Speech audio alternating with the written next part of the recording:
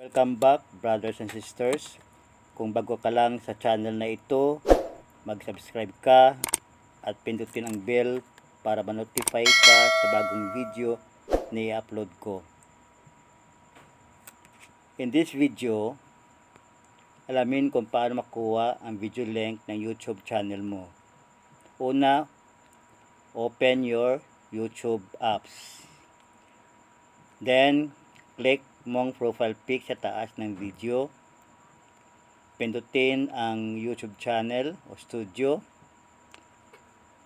Magpunta ka sa dashboard ng channel mo. Hanapin ang video at i-click mong share icon sa taas ng video. Click copy to clipboard at automatically ma-save ang iyong link. Lastly, i-paste mong link sa notepad mo. Download ka sa Play Store, color note, then open it.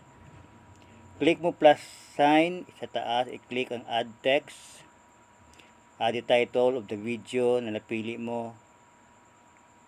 Then long press paste the link. Back it's automatically tapos na. Thank you for watching. Don't forget to like, share, and subscribe.